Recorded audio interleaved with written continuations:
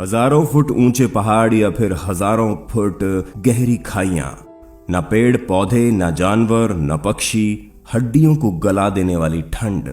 हम बात कर रहे हैं सियाचिन की, जो 76 किलोमीटर लंबा दुनिया का दूसरा सबसे बड़ा ग्लेशियर है और हिमालय के कराकोरम रेंज में है। सियाचिन दुनिया का सबसे ऊंचा युद्ध क्षेत्र है और सामरिक रूप से भारत के लिए बेहद महत्वपूर्ण है। यह ऐसा युद्ध क्षेत्र है जहां दुश्मनों की गोलीबारी से ज्यादा मौसम की मार से सैनिकों को जूझना पड़ता है। हम यहाँ सियाचिन में भारतीय सेना के जवानों की जिंदगी के बारे में बताने जा रहे हैं, जिसके बारे में आपने शायद कल्पना में भी नहीं सोचा होगा। 20,000 फीट की ऊंचाई पर स्थित दुनिया के इस सबसे ऊंचे रण क्षेत्र के हर कदम पर मौत का खतरा है। सियाचिन में अक्सर दिन में तापमान 0 से 40 डिग्री नीचे और रात में -70 डिग्री तक चला जाता है।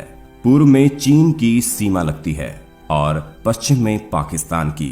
आए दिन होने वाले हिमस्खलन, मेटल बाइट, अत्यधिक ऊंचाई पर होने वाली बीमारियों के साथ सांस उखाड़ने और हड्डियां गला देने वाली बर्फबारी के बीच ये हमारे अदम्य साहसी जवान ही है जो अपनी आंखों की रोशनी जाने या शरीर के अंगों को खोने की परवाह किए बिना सीमा की रक्षा करते हैं।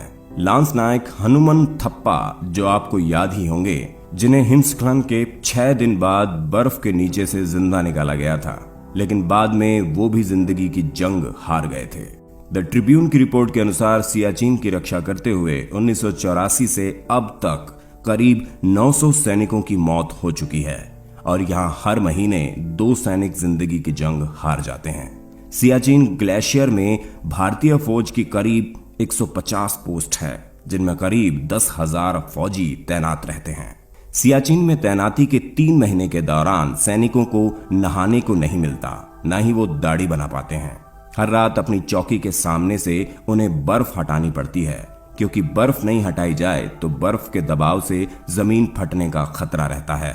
आप खाना पीना छोड़ सकते हैं, आपको नींद न आने की बीमारी हो सकती है, यही नहीं आपकी याददाश्त भी जा सकती है। पीने के लिए बर्फ पिघलानी पड़ती है। हाथ में डबल दस्ताने पहनना जरूरी है ताकि चमड़ी राइफल के ट्रिगर को नहीं छुए। अगर आप खुले हाथ राइफल के ट्रिगर को छूते हैं तो यकीन मानिए सिर्फ 15 सेकंड में ही आपके शरीर का यह हिस्सा सुन्न पड़ सकता है। इस तरह की गलती भारी पड़ सकती है और ये इतना खतरनाक है कि आपको शरीर का यह हिस्सा गंवाना भी पड़ सकता है। रात में टेंट में सोते समय हर 1 घंटे में संतरी सभी जवानों को जगाता है ताकि कम ऑक्सीजन के कारण कोई मर ना जाए। पेट्रोलिंग पर जाने वाले सैनिक एक के पीछे एक लाइन में चलते हैं और एक रस्सी सबकी कमर में बंधी होती है। कमर में रस्सी इसलिए बंधी होती है क्योंकि बर्फ कहां धंस जाए इसका पता नहीं रहता और अगर कोई एक व्यक्ति खाई में गिरने लगे तो बाकी लोग उसे बचा सकें। हालात इस कदर खराब होते हैं कि आप यहाँ ठीक से बोल भी नहीं सकते। यहाँ टूथपेस्ट भी जमकर बर्फ बन जाता है। अब आप समझ गए होंगे कि सियाचिन में रहकर ड्यूटी करना कितना मुश्किल और तकलीफ देह है। सियाचिन में बर्फीला तूफान करीब 3 सप्ताह तक रह सकता है। बेहद कम समय में यहाँ हवा की रफ्तार 100 किलोमीटर प्रति घंटा पकड़ सकती है। जिस समय तूफान चल रहा होता है, सैनिक बेलचा लेकर बर्फ हटाने में जुटे होते हैं। जी हाँ, अगर वो ऐसा नहीं करेंगे तो जल्दी ही चौकी इतिहास में तब्दील हो सकती है। दुनिया के सबसे ऊंचे रण क्षेत्र सियाचिन में भारत और पाकिस्तान की फौज पिछले 3 दशकों से आमने सामने डटी हुई है।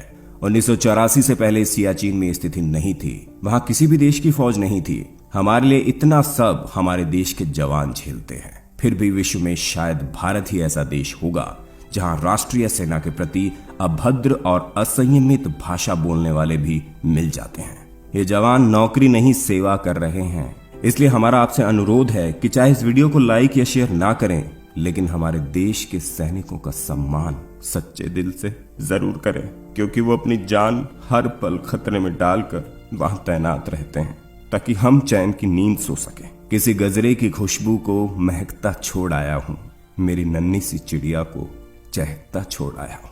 मुझे सीने में अपने तू लगा लेना ऐ भारत माँ, मैं अपनी माँ की बाहों को तरसता छोड़ आया हूँ। जय हिंद।